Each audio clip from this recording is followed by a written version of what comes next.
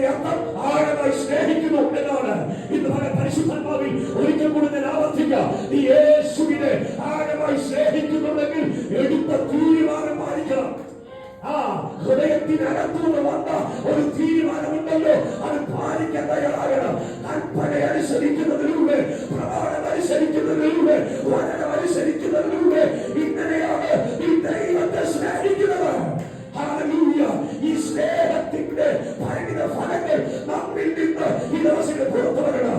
ഇന്ന് പല പരിശുദ്ധാത്മാവ് ഒരിക്കൽ കൂടെ ആവർത്തിച്ച് പറയാം, നീ ദൈവത്തെ സ്നേഹിക്കാൻ തയ്യാറാണെങ്കിൽ, കൽപ്പന അനുസരിച്ച്, വചനം അനുസരിച്ച്, അവന്റെ യുദ്ധം മനസ്സിലാക്കി ജീവിക്കാൻ നീ തയ്യാറാണെങ്കിൽ, നിന്നോട് കരുണ കാണിക്കുന്ന, നിന്നോട് ദയ കാണിക്കുന്ന, നിന്റെ കുടുംബത്തോട്, നിന്റെ തലമുറയോട്, നിന്റെ ആത്മീയ ഭൗതിക മണ്ഡലങ്ങളിൽ ദയ കാണിക്കുന്ന ഒരുവന്റെ സാന്നിധ്യം ഇന്ന് ആലയത്തിലുണ്ട്. തിരിച്ചറിയുന്നവർക്ക് ഞാൻ ദൈവത്തിന് സ്വന്തം ചെയ്യുന്നു. 26 പ്രാരം മുതൽ ദൈവത്തോട് ചേർന്നിരുന്ന്, ദൈവത്തെ സ്നേഹിച്ച്, ദൈവത്തെ അനുസരിച്ച്, ദൈവത്തിന് കീഴ്പ്പെട്ട് മുൻപോട്ട് യാത്ര ചെയ്യാൻ ഇന്നലെ എത്ര ദൈവമക്കളുണ്ട്.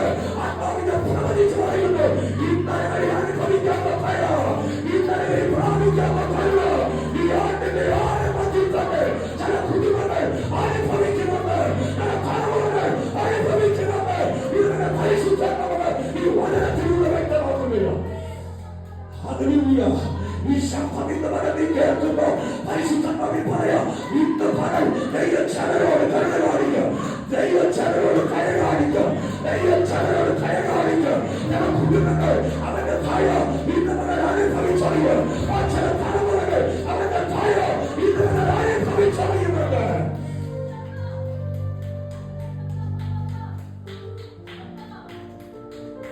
ഹല്ലേലൂയ.